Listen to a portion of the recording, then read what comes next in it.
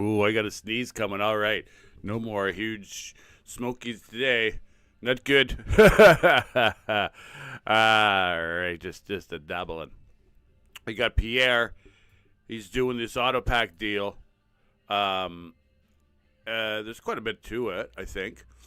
You can read out the CBC article. But the way I see it, he said no GST, a one-for-one deal.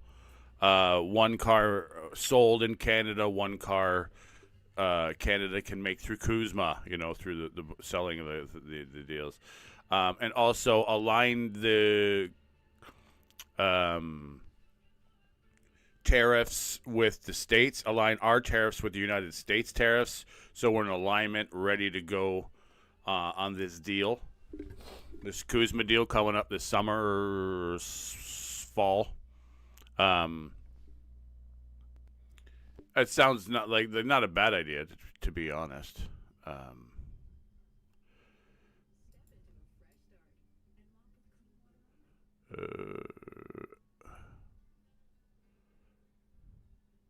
Doesn't really want. There we go. I got that adjusted.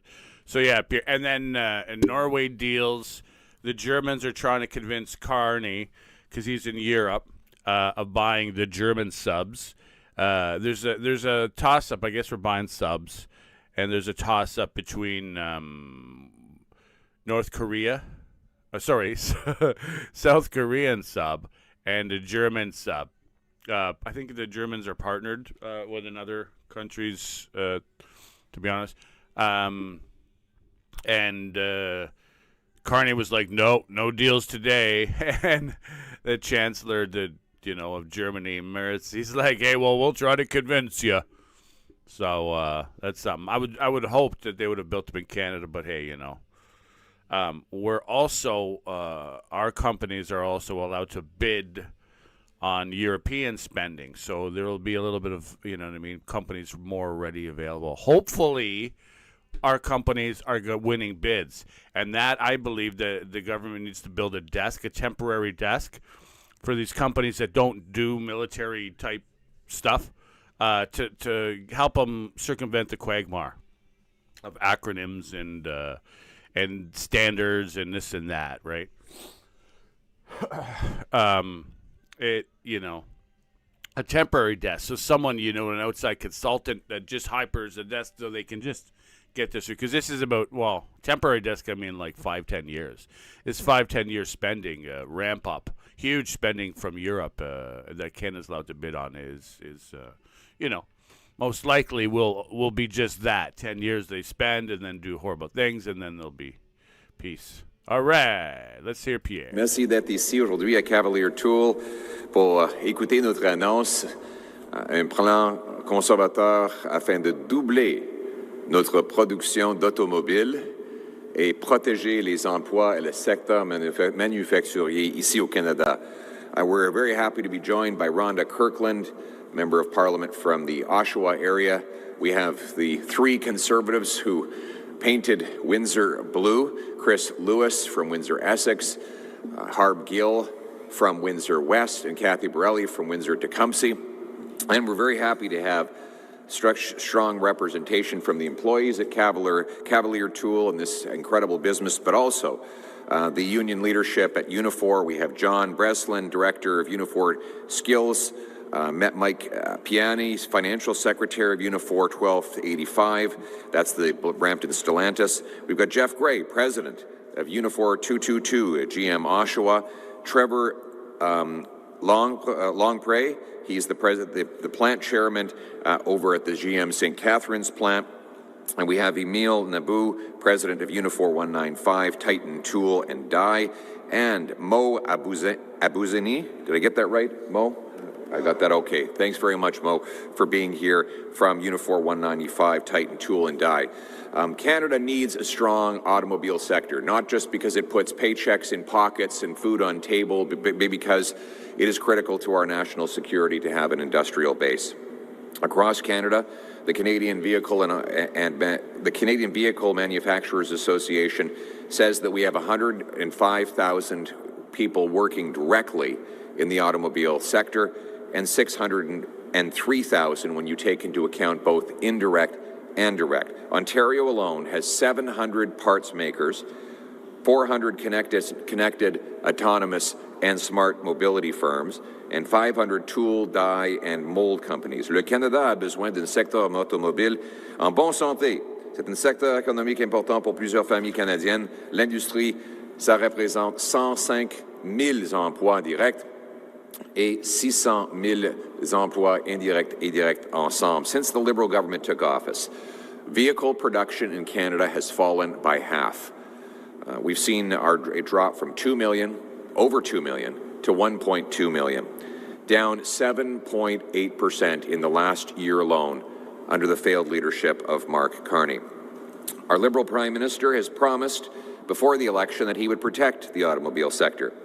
It was, like everything else, an illusion. He has since waved the white flag. He seems to have accepted that American tariffs are permanent. He also seems to think that he can carry out a permanent rupture with the United States market in favor of other markets. That, too, is an illusion. Worse, he introduced an EV rebate that provides taxpayer-funded subsidies for foreign-made electric vehicles that are in direct competition with Canadian workers. That's right, Mark Carney is forcing these workers to pay higher taxes to fund a rebate that will not go to the vehicles that they help supply with the parts that they make here. This is a subsidy for foreign producers to kill Canadian jobs.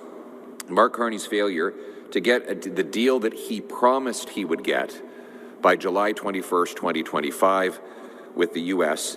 has meant that we have paid $2 billion in tariffs on Canadian autos. Mark Carney avait promis de négocier une entente avec le président Trump avant le 21 juillet 2025. Il a brisé cette promesse, ce qui a engendré 2 milliards de dollars de tarifs payés par les Canadiens vers les États-Unis juste pour les autos. Under the Liberals, we now run a massive automotive trade deficit, buying almost twice as many cars as we make. The job losses are piling up ever since Mark Carney took office. In PACCAR, au Québec, on a vu une perte d'emploi de 475 emplois. Magna London, 49 out of work. Stellantis Brampton, 3,000 out of work. GM Cami, 1,000 out of work. Autonium London, 118 out of work. TFT Global, 245 out of work. GM Oshawa, 700 out of work. Now, Mr. Carney says that his solution to this is to have a permanent rupture with the United States auto market. That would be a dangerous illusion. The Americans buy 90% of the automobiles that Canada makes, and we buy almost all of the rest, meaning there are almost no overseas exports of Canadian automobiles today, and that cannot be changed on a dime. Even the Japanese automakers have said that they are setting up, the only reason they set up shop here in Canada is because they want to have access to the North American market. They need to use our low-cost skilled hub to serve the U.S. market, and without that access, we see economic collapse. Don't take my word for it. Recently, the Japanese ambassador emphasized in an interview that Canada's main asset as a destination for Japanese automakers is that we offer a gateway to the U.S., and the industry has said exactly the same. No one with credibility in the auto sector has come forward to agree with Mark Carney that he can replace the United States by building electric vehicles for overseas markets. There is no credible voice in the sector that lends any support to that Liberal illusion. In essence, losing duty-free U.S. access would likely decimate the Japanese-led portion of Canada's auto industry, which is more than 75% of all complete vehicles made in Canada. This would lead to a sharp long-term contraction of national production and major economic fallout in Ontario. Canada's auto sector must stay alive, and it must have access to the U.S. to do so. Talk of a rupture is a dangerous illusion. We've now had a year of Mark Carney, and the reality is starting to collide with the illusion. A year of his leadership has made Canada more costly, more dangerous, and more dependent. The deficit is doubled. We have the only shrinking economy in the G7, the worst food inflation in the G7, the worst housing costs in the G7, the worst household debt in the G7, the second highest unemployment in the G7. Home building is dropping by 15%. No pipelines are approved. Ça fait maintenant un an. Hier était l'anniversaire d'un an de Mark Carney. Et on voit maintenant l'illusion est en collision avec la réalité. Le déficit a doublé. L'inflation alimentaire est le plus élevée dans le G7. On a le pire économie dans le G7. La seule économie en contraction dans le G7. Le taux de chômage, le deuxième plus élevé dans le G7. La construction résidentielle est en baisse de 15%. Le seul économie où on voit une contraction dans le G7 veut dire moins d'emplois. On a vu 100 000 emplois perdus cette année, et ça c'est net. On a la pire dette des ménages dans le G7, et aucune pipeline n'a été approuvée. We need Canada to become affordable and strong at home so that we will be unbreakable abroad. That means regaining market access in the U.S. According to the Canadian government, 90% of our vehicles are sold there. And that's why our Conservative Economic Council, under the leadership of Chairman Greg McLean, co-chairs Rick Perkins and Gaetan Mallet, along with Shadow Minister Kyle Seaback, and MPs Harb Gill, Kathy Borelli, Rhonda Kirkland, Chris Lewis, and others have spent months listening to automakers, unions, parts suppliers, and other industry players to forge a policy that I'm announcing today. It would be a tariff-free auto pact with the United States of America designed to double production here in Canada. The plan, it will, one, make it more affordable to buy Canadian-made automobiles by taking the GST off of all cars made in Canada. This would give a major price advantage to Canadians to buy Canadian. At the same time, we will scrap the costly Liberal EV rebates, which currently subsidize people to buy foreign-made cars. In essence, Mark Carney wants to subsidize the purchase of foreign cars with Canadian taxpayer dollars. We want to cut taxes on buying Canadian cars. We want to bring home production through performance by implementing a rule for every car produced in Canada, the same manufacturer would get to sell a car in Canada duty-free from a CUSMA partner on a dollar-for-dollar basis, similar to the 1965 Canada-U.S. Auto Pact. Simply put, every time an automaker makes a car in Canada, they would have the right to sell a duty-free car in Canada. This would create a powerful incentive for them to relocate and repatriate production back to this country. Because right now, we buy almost twice as many cars as we make. But automakers who want to sell in our market would have to make in our market in order to do it. The same would apply for the other countries in the USMCA. We protect the North American supply chain by maintaining the minimum 75% North American content and existing CUSMA rules of origin. We would develop automotive security and technology by creating a harmonized North American cybersecurity and data standard while banning vehicles from using software connected to China and Russia. We would stand firm on unfair trade practices with our North American partners against China for maximum leverage in the CUSMA negotiations, and we will get rid of the entire EV mandate. Believe it or not, Mark Carney has announced he would do that. He still actually hasn't removed it from the books, and he's promised an emission standard that can only be met by EVs. In other words, even hybrids do not qualify for his emission standards. The effect of this would be to shut down production of internal combustion engine in our country, and it would ensure rural communities would not be able to buy vehicles that actually work for them. Conservatives will get rid of the entire EV mandate for real so that we can compete and our people can choose what kind of cars they want to buy. Le plan conservateur pour doubler la production va faciliter la fabrication et l'achat de produits canadiens en supprimant le TPS sur les voitures faites au Canada. Ramener la production au Canada avec les règles suivantes. Pour chaque voiture fabriquée au Canada, le fabricant peut vendre au Canada sans tarif une voiture qui provient d'un partenaire de notre association avec le Mexique et les États-Unis. Protéger les chaînes d'approvisionnement nord-américains en gardant le règle de 75% de contenu, harmoniser les règles nord-américaines de cybersécurité en interdisant le logiciel chinois et s'aligner avec nos partenaires sur le tarif contre la Chine pour contrer le commerce déloyal et augmenter notre levier de négociation. For every vehicle sold in Canada and the U.S.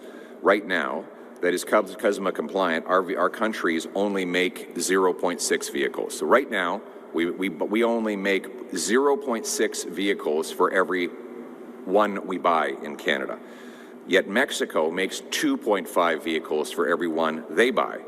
We believe this is an imbalance, and that's why conservatives believe a new policy approach that restores manufacturing to both Canada and the U.S. makes a duty-free agreement not only possible but beneficial to both Americans and Canadians. For Canada and the U.S. to return to a manufacturing to sales ratio of 1-for-1 would increase massively our production here and there. For Mexico, while they would drop under this plan from 2.5-to-1 to 1-to-1, without the drop, without accepting this deal, Mexico faces permanent tariffs of 25%. So they either accept this or they could end up with something much worse with their American partners. That is why I believe the other partners will accept this deal. This is similar to the old auto pack that we had before. And under that auto pack, we produced 3 million vehicles in Canada. Now we're down to 1.2. Let's get back the numbers we've lost. Shortly after we switched off of the auto pack, we lost production, and it has been declining nonstop. Notre objectif est clair. On va doubler la production d'automobiles pour atteindre 2 millions d'automobiles par année. On va redonner le travail aux usines et on va devenir plus autonome et abordable. The goal is clear. We want to double our production to 2 million vehicles. Anybody who says that's not possible, remember, that's what we were making 10 years ago. We just need to restore the production we had the day before this Liberal government took office. Let's consider the current situation. Since 1999, we've seen a decline from 3 million autos to 1.2 million. Approximately 85 to 90% or so are CUSMA compliant. Over time, if every CUSMA compliant card sold in Canada is matched by one produced here, our production would rise steadily to 1.8 million. Compounding on that, the effect of taking the GST off of Canadian-made vehicles, we would then bring our production up to 2 million. Now, the question you're asking is, why would the Americans accept this? They're obviously in a very aggressive negotiating posture. I think we can all agree on that. Well, the answer is they want to repatriate production, and this plan would bring American production up from 11 million to 13 million. In other words, they would win new and increased production as a result of this plan, which is exactly the stated policy objective of the U.S. administration. Both the United States and Canada would see a massive production gain, fulfilling our shared objectives of reindustrializing the continent. We will bring our factories roaring back to life. Our plants will be humming. Our mills will be stamping more aluminum and steel. We will make our country strong, self-reliant, and sovereign. We will be affordable and strong here at home so that we can have unbreakable leverage abroad. Nous serons un pays qui est abordable chez nous, fort chez nous, et maître chez nous. Merci beaucoup. Thank you.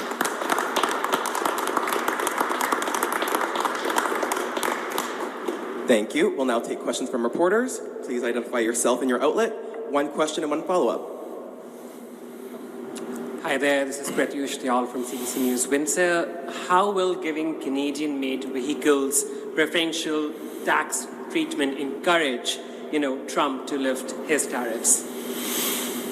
Well, the objective is what we're going to do to get the tariffs removed is put forward this plan that I've laid out, a Canadian proposed auto pack for North America. And how will we get Trump to agree? Well, the plan that we're putting forward allows both the United States and Canada to massively increase their production by incentivizing automakers to match a car made with a car sold. So that is how we're going to get the United States to agree to removing tariffs. I just came back from Detroit, where I met with the Detroit automakers. They want to see the tariffs removed, and they believe that they could increase production on their side of the border if we put an end to these tariffs. At the same time, we want to incentivize people to buy Canadian. Removing the GST gives them a 5% advantage, and we will be encouraging premiers to do the same on their share of the sales tax. So we could end up with a very large financial advantage for Canadians who go into a dealership to buy Canadian and support our Canadian production. It's also been nearly a year since, Trump has gone ahead and imposed 232 tariffs on Canadian autos. Why are we just hearing about this plan now? Well, we've been fighting for Canada ever since President Trump made these tariffs. And, you asked me about my plan. Where is Mark Carney's plan? He's been Prime Minister now for a year. We still have no idea what his plan is to counter these tariffs. None. First, he was for counter tariffs. Then he secretly removed them. First, he said he would have a deal by last July. Then he broke that promise. Now, we don't know if he ever plans to get back to the negotiating table, what demands he's making when he gets there, and what concessions he's prepared to offer. We know nothing about his plan for automobiles other than that he seems to be waving the white flag on regaining access to the U.S. market and has some vague illusion of sending electric vehicles that we don't currently make to markets into which we don't currently sell. So I think it's time to start asking Mark Carney, what is his plan a year after he was elected on the promise that he would negotiate a win? Grace Macaluso, Automotive News Canada. So it's the stated policy objective of the Trump administration to dismantle auto assembly in this country. How optimistic are you that whether it's a conservative government negotiating or a liberal government negotiating, that we can return to a zero tariff trade deal with the Americans? Well, first of all, I'm not the type of person who gives up. We have to fight for every single job. We've got 600,000 jobs in our country that are dependent on this sector, and we can't just wave the white flag because the president claims that he's going to take our jobs. I would rather put forward a real plan that would repatriate production to our country, but also be highly attractive to our partners south of the border. I believe if you look at the real policy objective of the U.S. administration, it's to bring production to the U.S. That doesn't have to come from Canada. I have a plan here that will massively increase production on both sides of the border, that will be attractive to both partners, and this is the only realistic plan to save our auto sector as a result. And you say you've met with General Motors and Ford? That's right. Senior executives? Yes, that's right. So what are they telling you in terms of, say, their commitment to maintain their manufacturing footprint in this country when they've already decreased production? Well, they want to do business with Canada. They love Canada, and they've had a tremendous history in our country. Obviously, over the last 10 years, it's been the Liberals have created a terrible environment in which to do any kind of business. Resources, mines, manufacturing, forestry, it's all crashing under the Liberals. But I think what the automakers want is two things. They want this to be the easiest, most affordable place to deal with government and make automobiles. And secondly, they want tariff-free access to the United States. They need tariff-free access. They believe that knocking down the tariffs between Canada and the U.S. is vital to their success and growth on both sides of the border. So that's why we're putting forward a plan that will allow them to do that. One last question from me. Canada is releasing more than 23 million barrels of oil to deal with the current global supply. You sure about that? I'm just asking this question on behalf of networks. Right. To deal with the current global supply challenges, right. What more do you think the government should be doing now? Well, I'm not convinced they're releasing any additional oil. They have no oil to release. We don't have a strategic oil stockpile in Canada. We are the only G7 country without one. So I think it's another illusion for Mark Carney to pretend that he's releasing stockpiles that he does not have.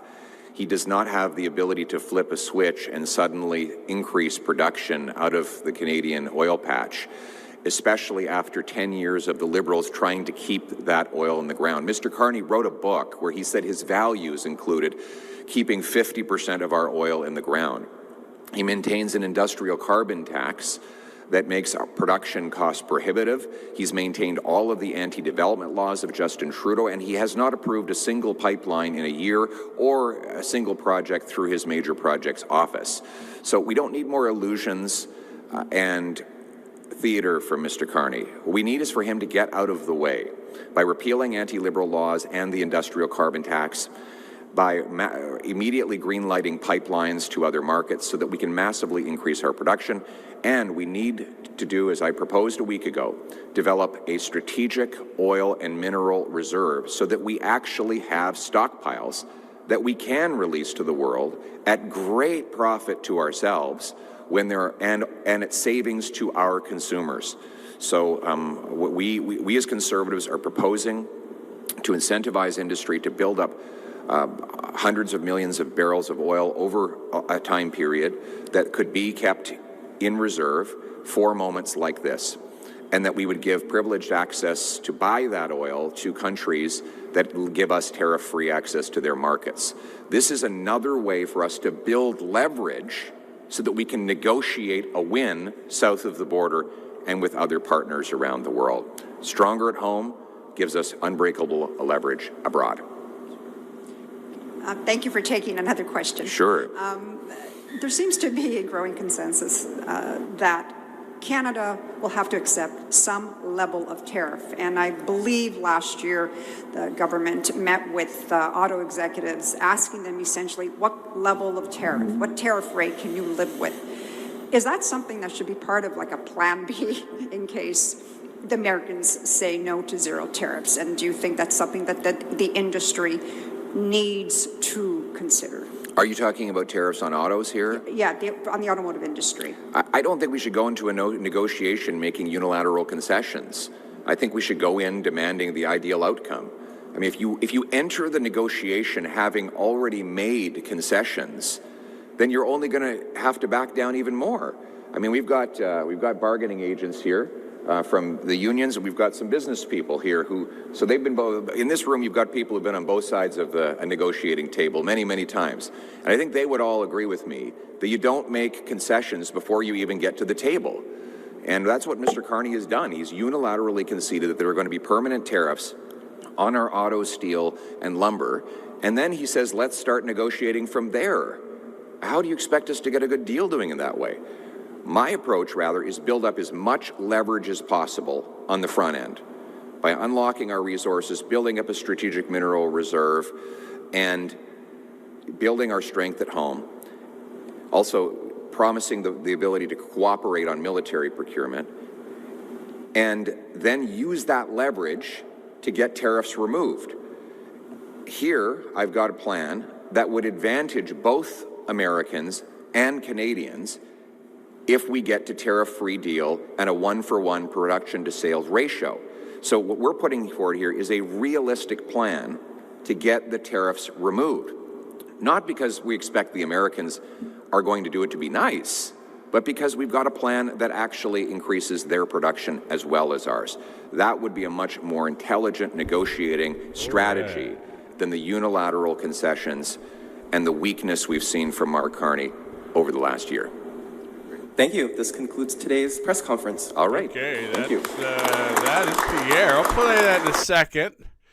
Another one played earlier. Mark Carney. He was also in Oslo. Oslo is how you say it today, with a bunch of Nordic leaders. So Oslo, Norway. So the Nordic leaders, Sweden. So welcome to this press conference. We got Finland, Sweden, Denmark, Norway. All right. And a bunch of Q&A as well. I don't think we need, it's not conservative logos. And all right, so let's see what they have to say. With the prime ministers from Norway, Canada, Denmark, Sweden, Finland, and Iceland.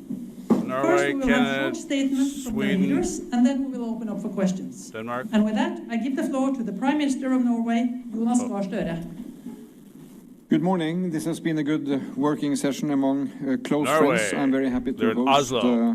Prime Minister from Canada, Mark Carney, visiting, and then be able to unite my Nordic neighbors here at the Nordic Canadian meeting. Soyez le bienvenu, Monsieur le Premier ministre. On est ensemble ici, les pays nordiques et le Canada. On est proches en géographie, en valeurs. Tous nos défis devant nous. Et nous savons discuter et nous sommes plus forts ensemble. We are stronger together, and we have addressed today issues which really are critical to all of us. We are Arctic nations, and the Arctic perspective when it comes to security, how are we going to look after that security inside the transatlantic alliance, how we are going to secure critical dependencies of our economies as we develop our societies further, how we are going to protect our values as open, liberal, modern democracies in a world where autocratic forces are moving ahead and are weaponizing critical resources. These are issues that matter to our countries. I'm particularly happy that we can do a Nordic-Canadian convention here, and we have agreed to follow up this meeting and to be more concrete on what we really can do together as six, but also as we bring these critical issues into the agendas beyond the six. There is the European Union on the European side. There's an upcoming NATO summit. We have work going on in WTO, in the United Nations. And we believe that these six countries are not weak countries. They are strong countries in terms of their values, in terms of their determination. And we are ready to follow up from discussion you've seen in our common statement today. These are also critical issues for developing modern green economies that take advantage of new technologies, development in space, artificial intelligence. So we have a lot we can do together. So thank you, colleagues, for being here. And Prime Minister Carney, for you. Prime Minister Støre, colleagues, c'est un grand plaisir pour moi d'être ici. C'est une dimanche matin plus agréable, plus efficace que depuis longtemps, peut-être certainement pendant la période que je suis Premier ministre du Canada.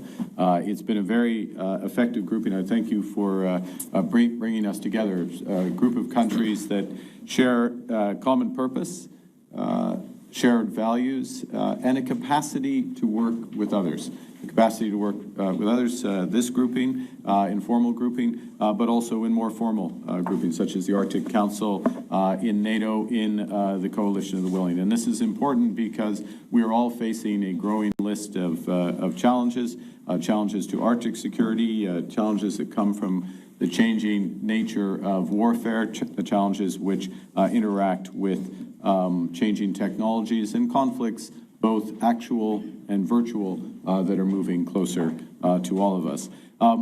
As Prime Minister just said, and as our discussion reflected, security is moving beyond traditional areas of energy security, food security, and of course defense security into core strategic capacities driven by the changing nature of our economy. So critical minerals, artificial intelligence, space, all aspects of digital infrastructure. And what we see is, as our economies is, and our expertise is a large degree of complementarity between us. And so what we've been discussing is how we can work together in order to increase our own strategic autonomy, increase our resilience, but also to solve immediate issues in terms of jobs, employment, and do so in a way that is consistent with our values on sustainability. So it's core to Canada's strategic interests to work together with this group. Nous pouvons en faire encore plus dans les domaines du commerce, de la défense, des technologies qui redéfinissent l'industrie et la vie même. Et nous avons la force, l'ambition et la détermination nécessaires pour défendre notre souveraineté, sécuriser l'Arctique et bâtir ensemble. Alors,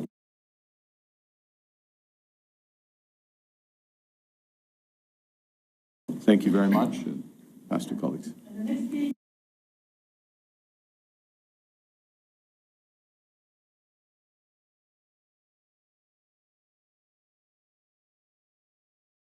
Here is the Prime Minister of Denmark, Mette Frederiksen. Dear Mark,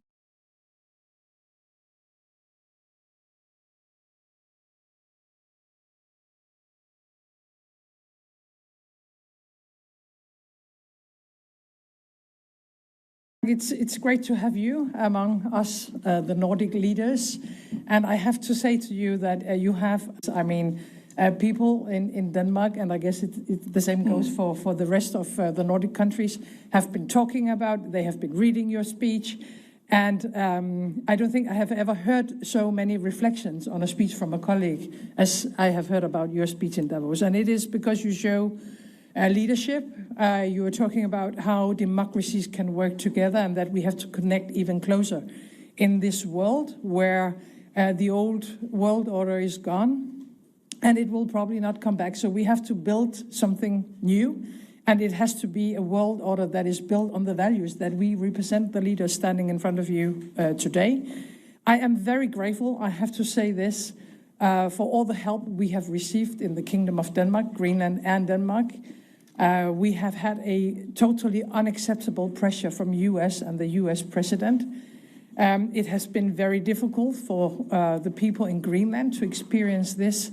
And one of the reasons why we have been able to stand firmly on very common values, that you have to respect sovereign states, that you have to respect a people's right for self-determination, is because of our good friends in the Nordic countries, in Europe, but also with partners outside, especially you, Mark. So from the bottom of my heart, thank you for that. Now we have to continue our work. We are deepening our cooperation in the Arctic region. It is important. We are deepening our cooperation also militarily in our own region, not only the Arctic, but also more locally in the northern part of Europe. It's going I think, in the right direction.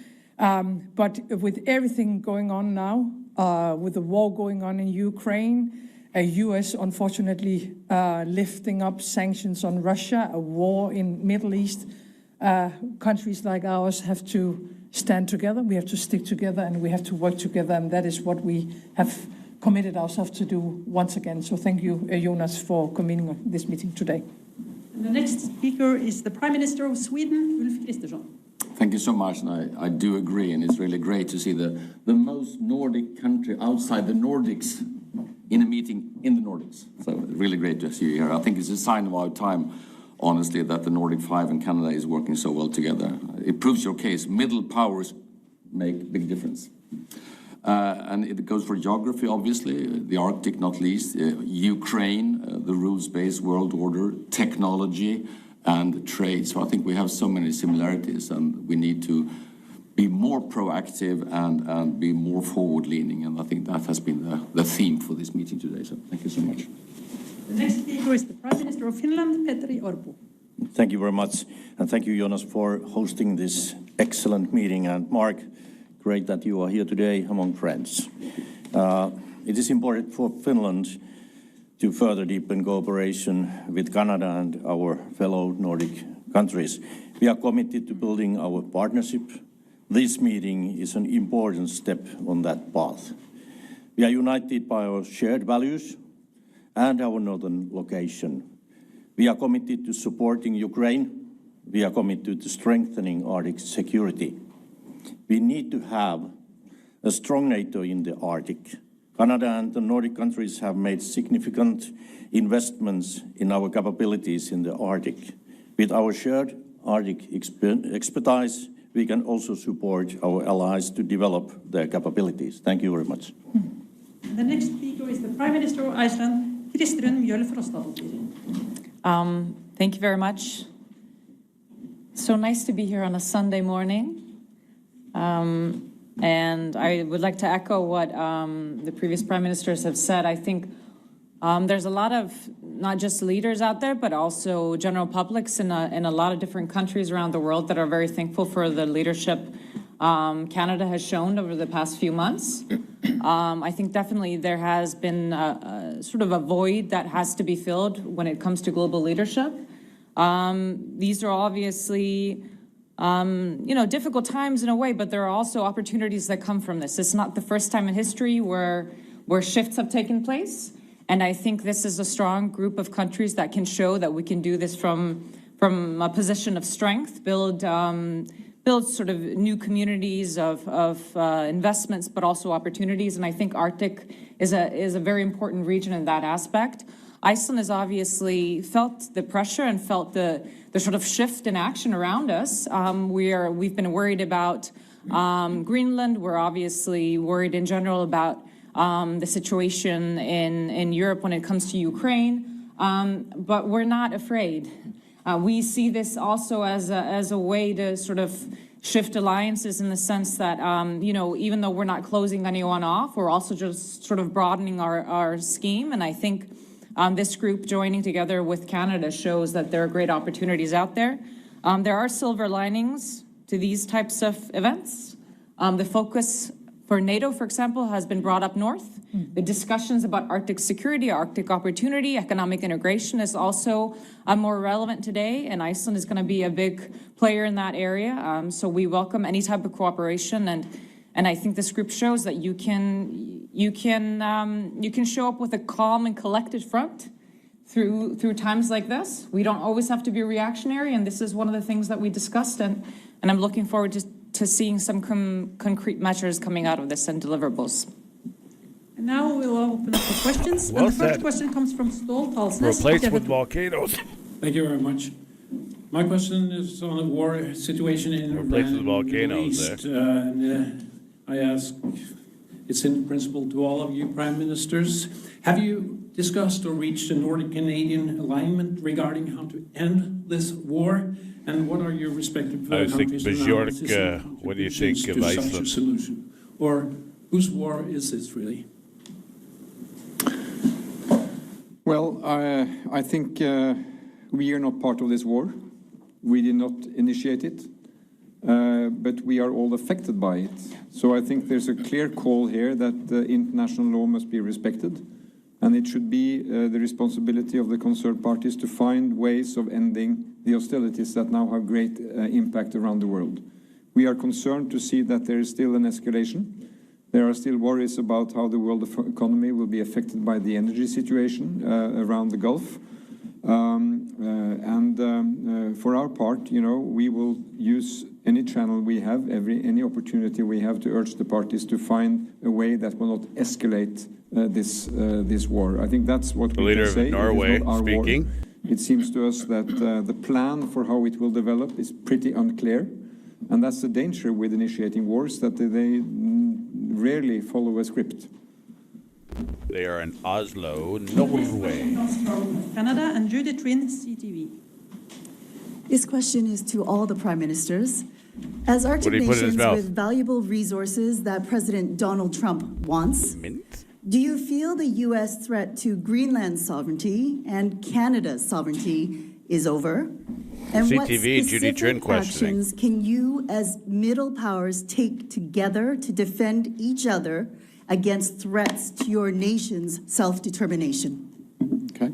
Well, maybe I'll start since it comes from Canada. It's a very fundamental question, and I think that give a sense of the spirit of the discussion and how we move forward. This is a very positive discussion. So it's how do we take more responsibility, even more responsibility for Arctic security? How do we work together in pooling our resources that we're increasing as part of our NATO pledges? How do we pool those and be more effective? Operation Cold Response, all of us involved in that with a number of other nations is an example of a practical example of that. There are many others. So that's the first thing. The second, Judy, you referenced resources, and there are considerable resources, both physical, critical minerals, and for example, in Norway, as well as other economies, Canada included. So how are we going to develop those ourselves with partners at speed and scale that are there? And then the last point I'll make and then hand over, which is, of course, security is much broader. The capabilities in space, the capabilities in AI, in quantum and others, again, where we have quite complementary skills, what we're discussing is how do we pool those, cooperate, again, positively take more responsibility, and we're solving issues for our citizens. That's our jobs. And in that regard, it reduces the threats. Can I follow up briefly on that question? You know, Prime Minister Fredriksson gave praise to the speech that Prime Minister Carney gave. Let me give praise to the way the Danish Prime Minister has stood up for some principles which are absolutely key. For Denmark, for the Kingdom of Denmark, for the people in Greenland, is for them to decide on what happens in the Kingdom of Denmark. But what she has stood up for is much more than that. It is for basic principles of international law, national sovereignty, and territorial integrity, which is not simply language in school books. This is hardcore realities of how we preserve freedom, democracy, and we have stood by these principles because we are close to Denmark in this Nordic family, but also because it really matters to all of us. And I'd like to also to say that this is responding to threats which are unacceptable in general, but even more unacceptable among allies. But I would say what follows from this is also a great range of opportunities, which we have discussed around the table today. That our countries have things that we can do together, that we will do together, because it's really beneficial for our populations, for their work, for their income, for their security. And meetings like the one we've had today is really helping us to launch on that path. And the next question comes from Maria Andersen, Denmark's Radio. Yes, and I have a question for Prime Minister Mark Carney, but also for the four Nordic leaders of Denmark's neighbors. Here you are side by side talking about the importance of unity. If a country within the NATO alliance tries to take over Greenland, would Canada then be ready to contribute with military forces and actually put up military resistance to protect Greenland? Well, the first thing I'd say, thank you for the question. We stand foursquare behind the principles of sovereignty, territorial integrity. It is for the people of Greenland and Denmark to decide their futures. And first point, being absolutely clear about that, being clear that we will back that with measures as necessary as a partner, and being I think the fact that we and others have been clear, I don't want to put it on Canada, but European Union and others have been clear about these fundamental principles and the principle of solidarity has helped to create the space which always should have been there, to be clear, to develop a better security umbrella in the Arctic, but also including Greenland. So we're clear on where we stand, and we will continue to stand with Denmark and Greenland. Thank you. If I were to respond on behalf of Norway, we are part of an alliance based on collective security. And what we have done over the last year, the Arctic 7, is to develop the script on how NATO will look after security in all of Arctic. We have our more geographic close parts of the Arctic, where NATO has been present, has had the strategy and regional plans for a couple of decades. And now we are broadening that. So I would approach that question by saying, you know, that NATO allies stand together, and we have developed plans to deliver on that. And I think it's feel fair like to say you're that the trees when you quite stand with a bunch of recently fully and Norwegians. firmly proved that we stand behind Denmark. Yes, we stand fully behind Denmark, and we will. I'm proud how united we were a few months ago, and we need to continue. But what is important now is strengthen Arctic security together. And from my perspective, Arctic security is one of our biggest concerns. Arctic starts from our eastern border and continue to the Greenland and Canada. That's why we need to work together and strengthen Arctic security. The next question comes from the Swedish news agency, TT. Henrik Samuelsson.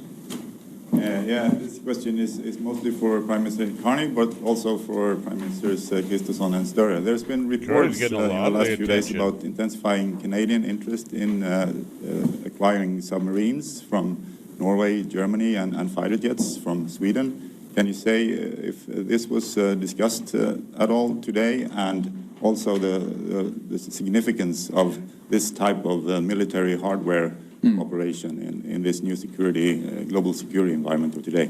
Okay, well, let me answer the specific, but let me make a couple of general points, which is that we have a procurement process, particularly for the submarines, which is at a stage where the final bids, there are 2 final bids for those submarines. Those are in, and they're being studied and worked through by an independent process. So it's not for me to comment on that, and we're not having discussions about the specifics of that. But your question is very well motivated, and it's part of the spirit of what we've been discussing, which is that we are all making significant additional investments in our defense and security to protect our peoples, given the threats that have gone up immeasurably, well, measurably, but significantly. We all agree that that if we individually spend that money, or we spend it in an uncoordinated way, it's not going to be value for taxpayers. It also will not protect our people as much as we should, and it will not have spillover economic benefits to create good jobs and better futures for our citizens. And this is where the complementarities come in.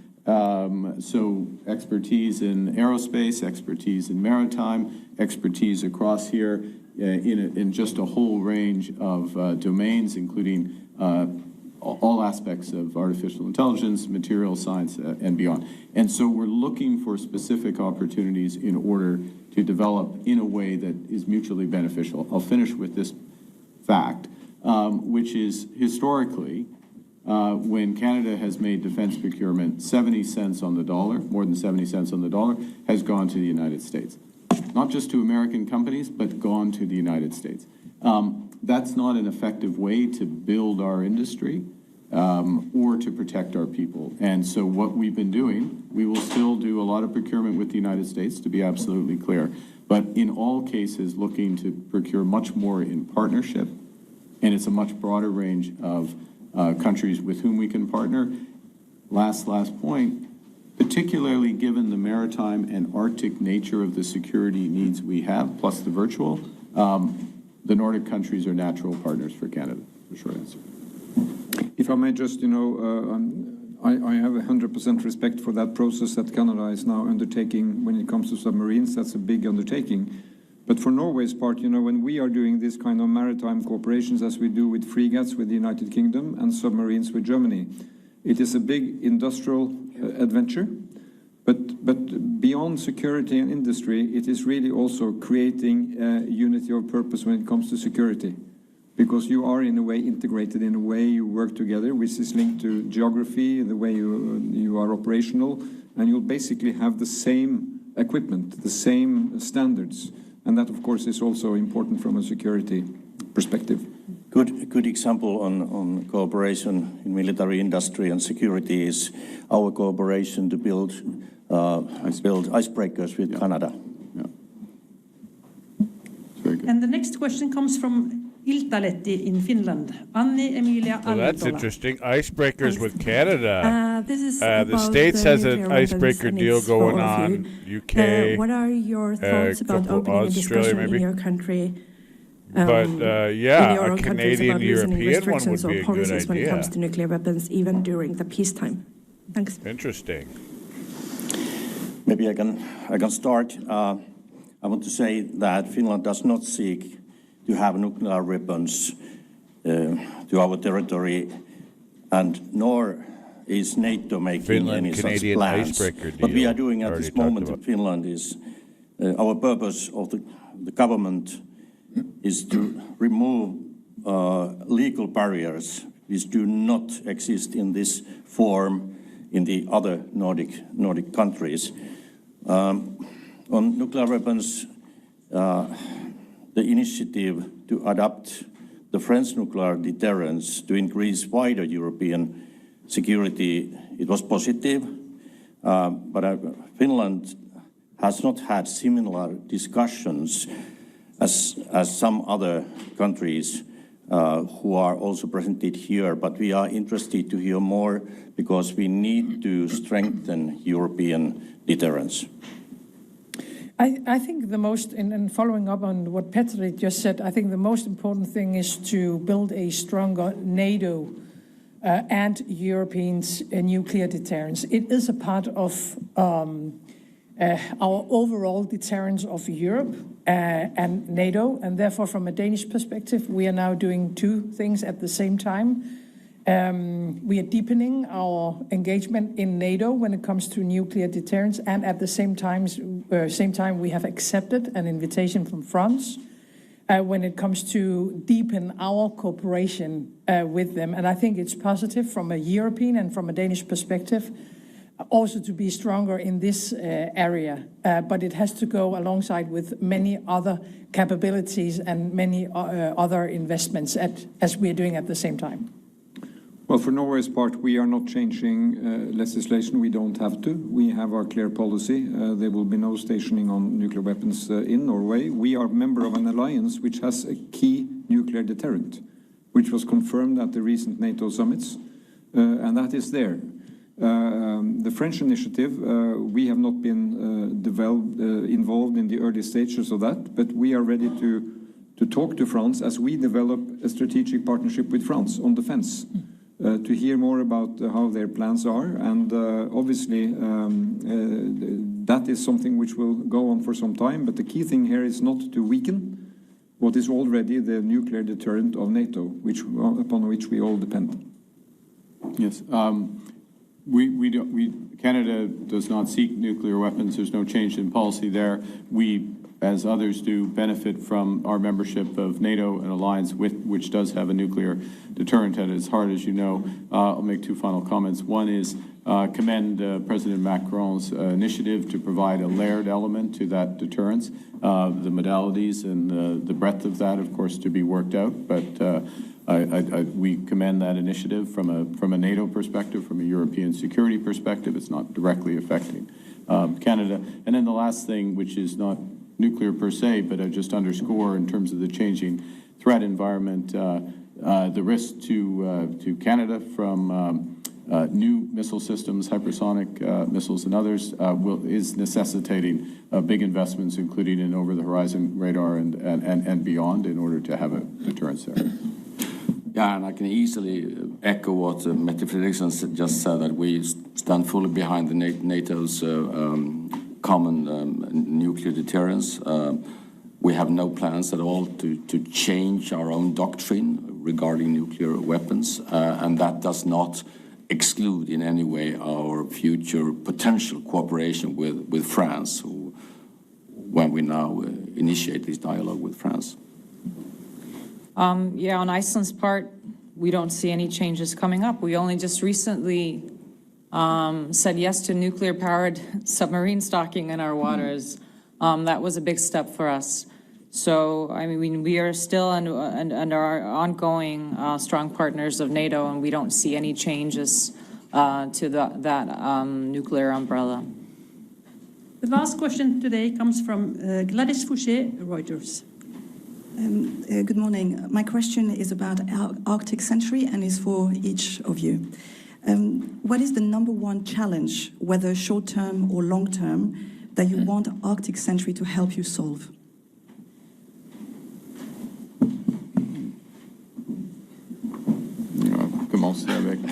Well, the biggest, I'll start. Look, the biggest security threat, physical security threat in the Arctic is Russia. And there are various aspects of that. There are other layered threats in there, but first and foremost, and consistent with many of the other aspects of NATO security development, is unfortunately it is a common threat, and that is the case in the Arctic. First point. Second, I just underscore that it is welcome arguably overdue, but welcome, that now NATO is focusing increasingly on Arctic security and Arctic Sentry. Obviously, is a manifestation of that. It needs to be fully developed, and what you're hearing from all of us is the commitment in order to do that. Peter? Can I just add, I totally agree with Mark, and what we have seen until now has been different kind of training activities and so on. I think what is most important about Arctic Sentry is that we now want to be permanent present in the Arctic region. And by the way, as everybody knows, in the Arctic region, it's enormous, and there are a lot of differences in the region. But to be permanent present and to also have the support from the rest of NATO, because as Arctic states, I mean, we have been aware about the security situation, of course, for many years. And as Mark just said, it is changing because of Russia. But now we have the support from the rest of NATO. We need to be permanent present. We need to be strong on surveillance. And we need, of course, together to invest in the needed capabilities. And by common procurement, by common investments, and by this framework that has been decided on, I think we are in a much better and in a much stronger position now to protect the Arctic region. Can I say that if you think about NATO's presence in the Arctic and you go 20 years back in time, it was very little. Yeah. And we have worked on Arctic nations to bring the Arctic to the center of attention of NATO, because NATO should matter to all of NATO territory. So I would say that this initiative should respond to security and stability. And right now, as we speak, we have 34,000 troops exercising in northern Finland and northern Norway. That's a NATO exercise being led for the circumstances in that part of the Arctic. And now we are also developing capacities tailored to the challenges in broader parts of the Arctic. So this is the right thing to go. You don't need the same response at every place, but I agree with Prime Minister Carney that Russia is a defining threat. On the longer horizon, you can see China, you can see other dimensions, and we should, prepare in time for that. Mm-hmm. Can I come in on that? I think this is exactly what we were discussing in the beginning of sort of, I hate to call this a silver lining, but I mean, the countries in this region have for a while been talking about increased presence. For NATO, we discussed this in Jeff with the Joint Expeditionary Forces.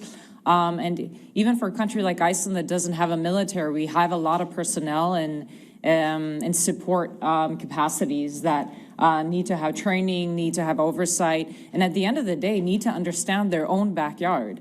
And I think this is something that does create a sense of security for the people who actually live in that part of the world, that they see that there is active training, there is an active presence. And so even though we've wanted to keep the Arctic a low-tension zone, we need to be in touch with reality. This is reality we are living in, so it is a positive development, even though, obviously, the environment that we're operating in might not be positive. Yeah, I fully agree with my colleagues. I don't have so much to add to that. Thanks. Maybe I can add that.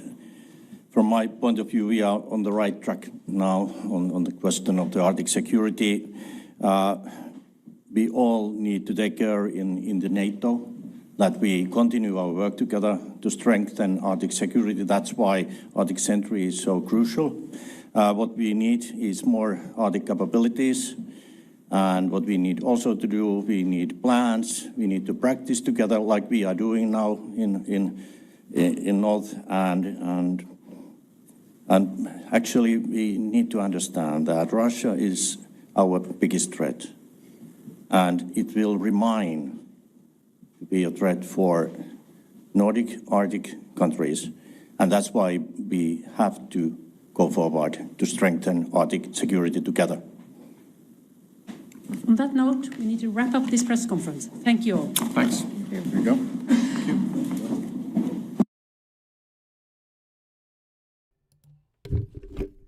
Well, that was that. We wrapped that one up real fast. Jeez, holy.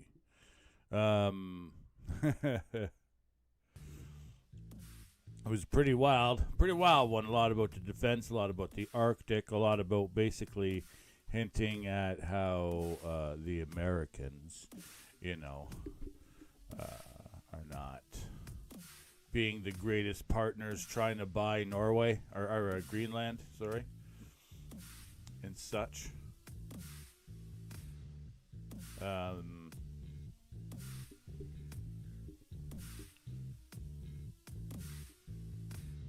lot of defense money being thrown around. Ice, the nice one was the icebreakers. Finland, Canada. Most likely, I think it'll be, I personally think it'll be an EU-Canada icebreaker deal will most likely start, but Finland and Canada kind of spearheading it. Norway, Sweden most likely will get involved.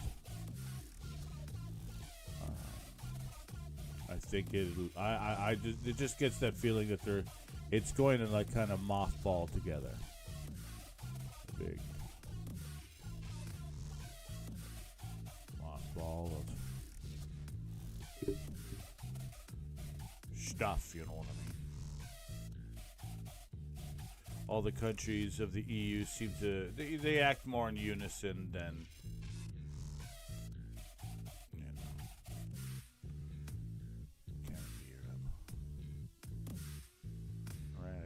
Seem to find where this Canada picture is. Pierre with the auto deals. I think what we need to change what our factories are doing. Help them retool. Like new construction should be, tax-free kind of stuff. Well, there it is. There's a Canadian flag. But then you could layer it. No.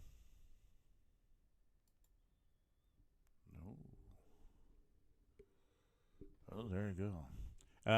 Yeah, all kinds of next turns done. It's a short song.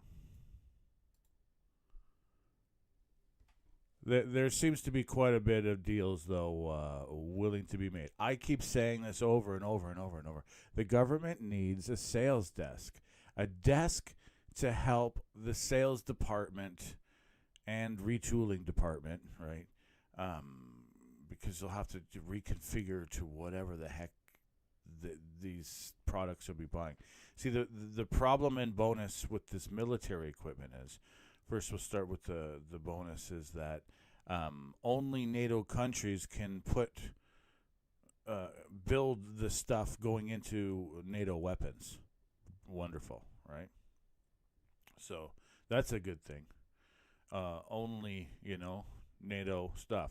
The problem is that it's only a run for how long, right? A 10-year run, and then that product will be done. But then again, another bonus is that they'll know the orders at least for the next 5 years, It's a more steady order system. And it's very slow, very much behind. It's perfect. It's actually, I don't want to say perfect timing, though, that military spending is going up, and military building, like building military equipment, anything for the military stuff, is way, way, way too slow. So what needs to happen is there needs to be the great shift, but that'll cost quite a bit of money. So I think I think Canada can get ahead of it, and but the selling of it is the biggest part. I think we need to get a sales because it's a big world out there, a lot of different rules and stuff like that for companies, and to help them put better bids in and help change quicker to these NATO standards and so on and so forth, and to see what's out there, right? What bids and this and that, help consolidate and stuff like that, and remember, there's sometimes like a part, like it's not like the whole helicopter. There's a whole helicopter, and then there's like the wheel. There's a Canadian company that makes rubber, or a recycled rubber even, that could be making the wheels to the helicopter, right? And they buy 200,000 of them because they buy spares, right? And then once that helicopter line's done, it's, what I mean? It's like, okay, next thing, right? That's the odd thing. So this is coming online. Canada can or cannot benefit from this greatly. I think by nature, because we've worked with the States so closely and we are closer to Europe,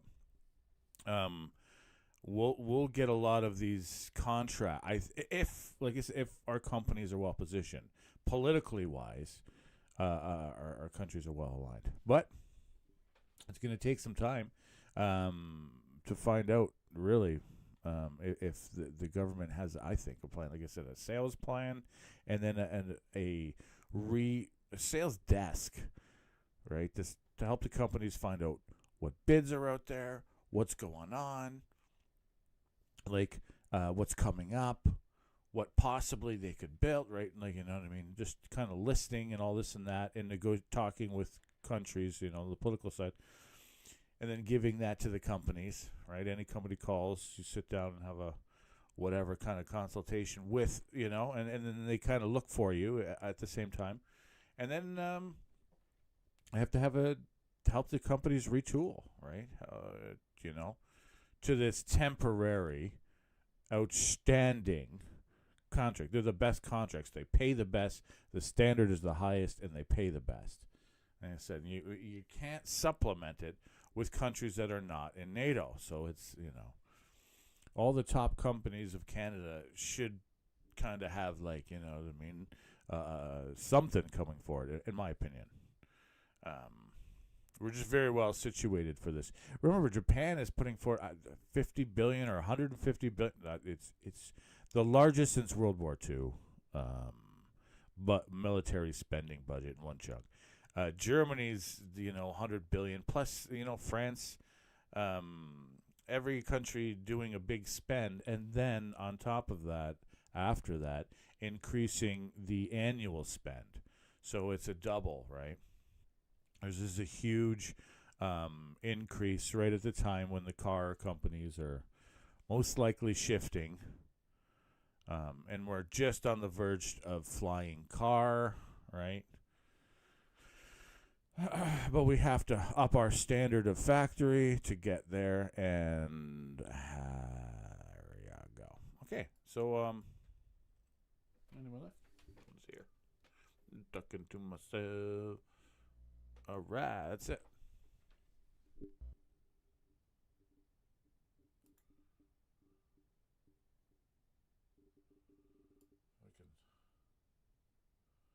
Can't see that. All right, let's see if we can change this flag up. What do we got here? Kind of there. Have a good day.